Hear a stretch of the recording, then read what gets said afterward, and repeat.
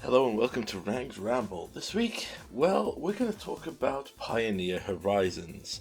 Now, I know that Mark Rosewater confirmed this isn't happening, but is most likely the format that will get a Horizon treatment before long.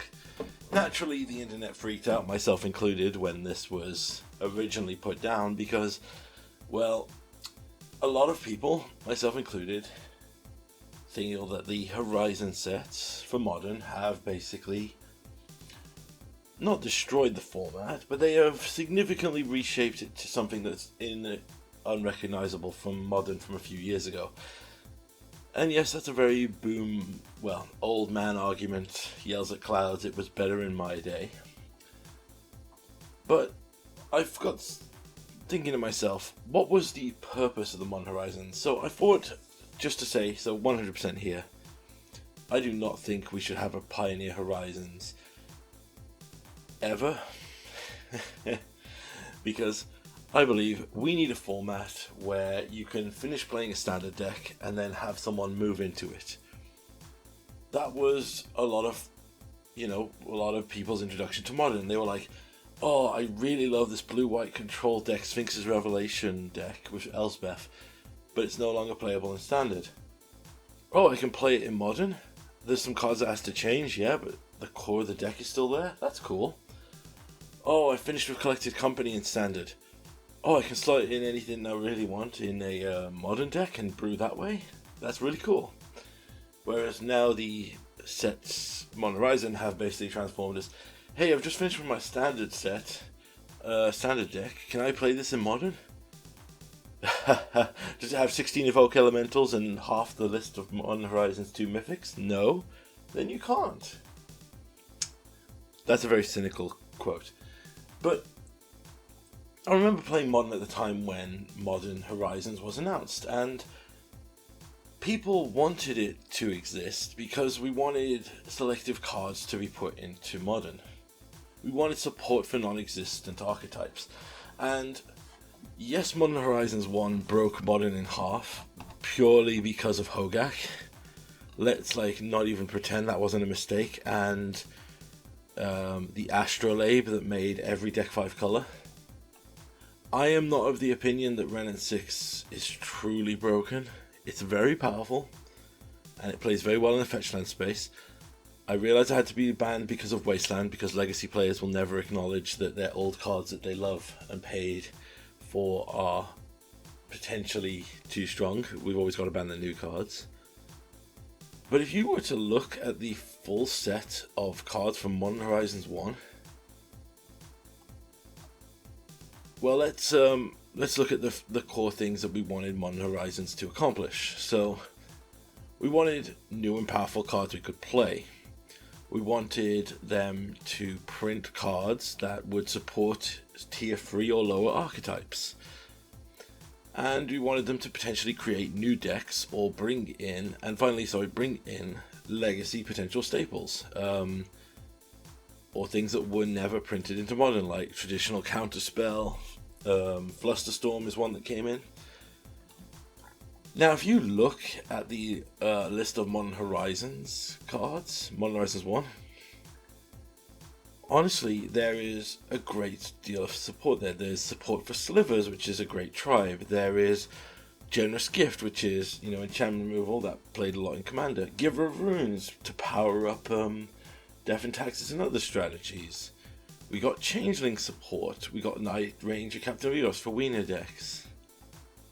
We got Going Down. We had Echo of Eons for a cool Time Twister combo thing. We had support with Urza that created Wurza, like Thopter Sword decks, Tribute Mage, ways to play that. We had Yawgmoth, and that created a whole new sacrifice combo archetype. Looking down the rest of it, we got support for Goblins. We got Seasoned Pyromancer, which was a great red card, but you didn't feel like the end of the world if someone played Seasoned Pyromancer against you. We had Collector Oof to hate on Infinity. We had scale up support for Infect and other effects like that. And then if you look at the multicolored, we had things from Legacy that were put in. We had Eldamri's Call. We had... I think that was it. Yeah, we had, for a while, Soul Herder Blink. And I'm not going to go through the whole list. We had the complete list of swords as well. And then we had the Horizon lands added.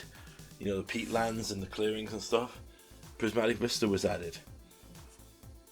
Ultimately, I think Modern Horizons 1 was, by nature, a really solid success. It added some great cards to the format. It propped up pre-existing tribal decks and other powerful things.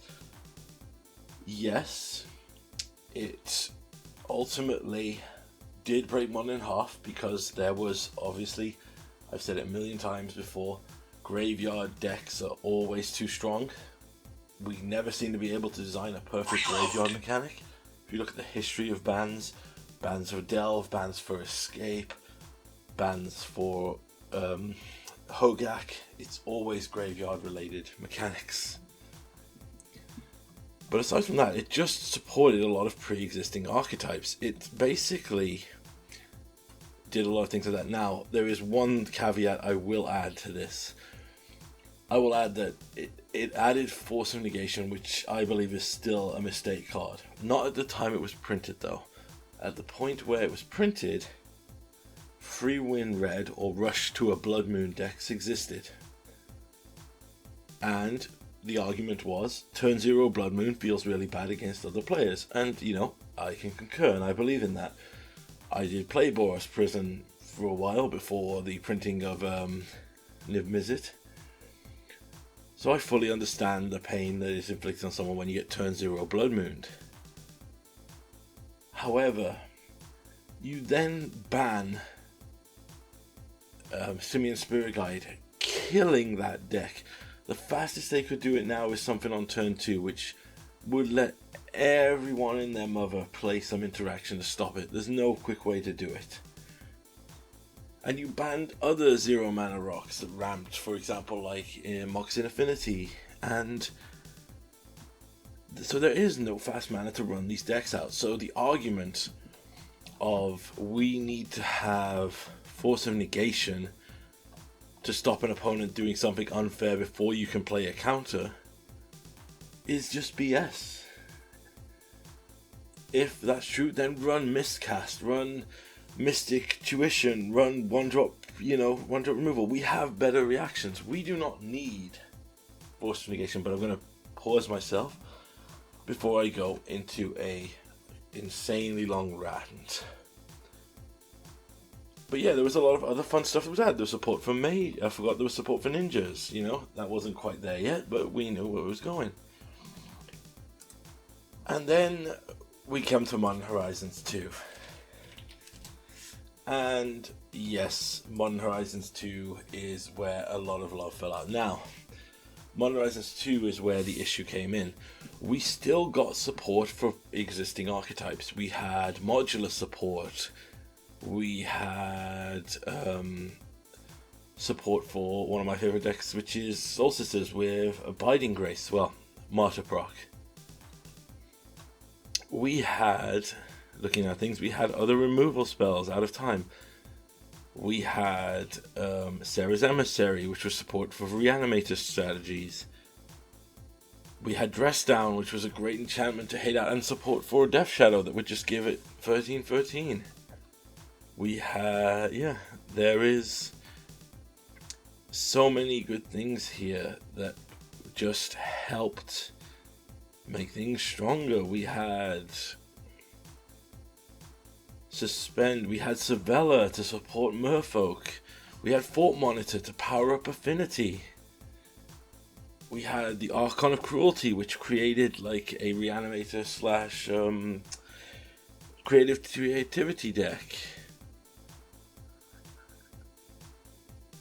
There was so much good stuff in this set. There wasn't. We had Persist, which obviously powered up the Reanimated deck. And I mean, I would be hesitant if I. Well, we also got the Faceless Salvaging to replace the Faceless Looting ban. Dragon Rage Channeler, which is, yeah, I believe it's a very strong card, but it didn't like break the format open. You know, we had Shadowfang for support like that. We had Ignoble Hierarch, a Jund Mana Rock. We had Enchantress support. There were so many cool things. We had a food deck archetype built around Asmo, Gorenek, and Mikkel. We had to play, you know, there was really fun stuff. I mean, I would be behest if I didn't mention my boy, General Furious Roderick. We had Grist, which was a great addition for some fun decks. Yes, there was, again, and, you know, Slivus, which made Enchantress a deck. I mean, we got Karvu, my favorite as well. There was a lot of fun support in these decks. We had Artifact Lands to power up Affinity again. Urza's Saga, which will probably cheat us on maybe too powerful. But, honestly, when you look at these things, it looks great, except for, obviously, the, well, shall we call it the elephant in the room, or should I say the elemental in the room?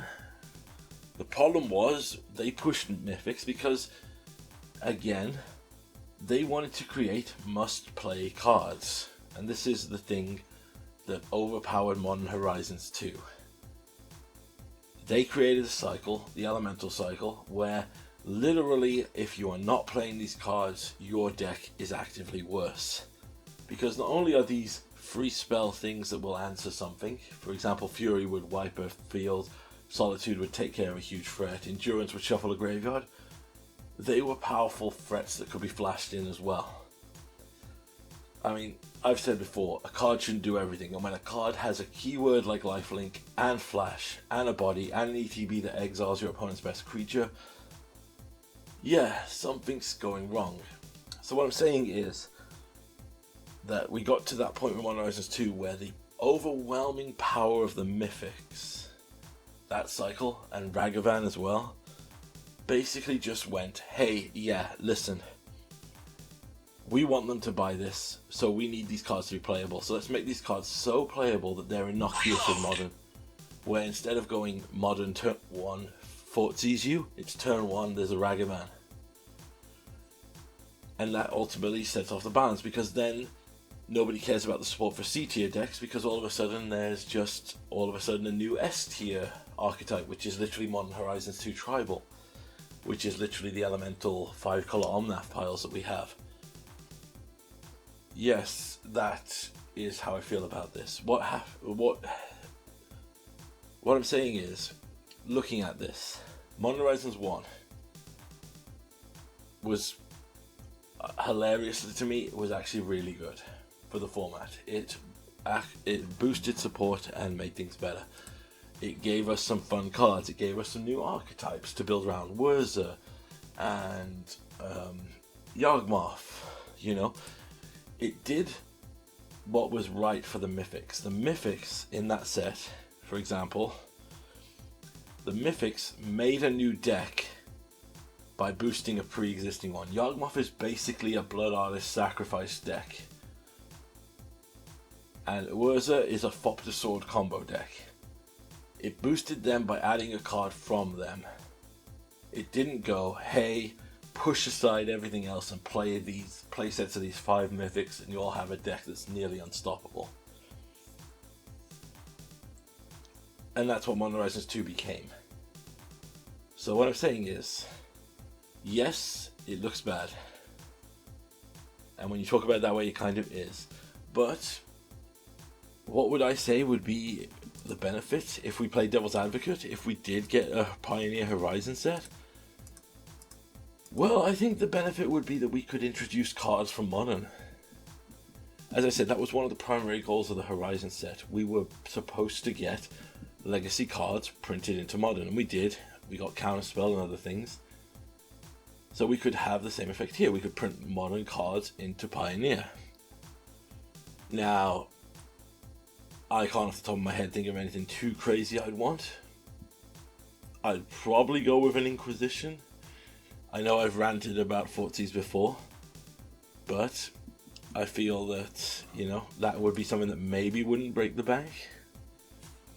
The other thing is you get support for lower tier decks. Well, Pioneer is in a state where there's not truly an established form deck in the lower tier. Right now we have Devotion decks and Control decks, Phoenix decks, and Rakdos decks. Yes, we have technically combo decks with Lotus Field as well. But I would not say that there's any true tier C strategies, like things that have dropped off that maybe we could boost to bring back. I feel Pioneer is definitely at this stage not ready for that kind of introduction. Finally, well, there's nothing to say really, because the final attitude would be to power up the format and print cards too powerful for standard, like they did with the Elementals. And I do not want a repeat of that. I do not want another premium set that forces me to play cards from it if I want to be truly competitive. So yeah, it's not the greatest right now, if this is truly going to come to pass. But I suppose in terms of a time frame, it was 8 years, I think, since before Modern got her run in Horizons. So let's hope that we have till 2028, maybe 2029 if they give us an extra year for the pandemic. So here's hoping. Anyway, hope you enjoyed this ranked ramble. What would you like to see in a Pioneer Horizons deck? Yeah, that'd be a good question. What modern staples do you think could be printed into Pioneer?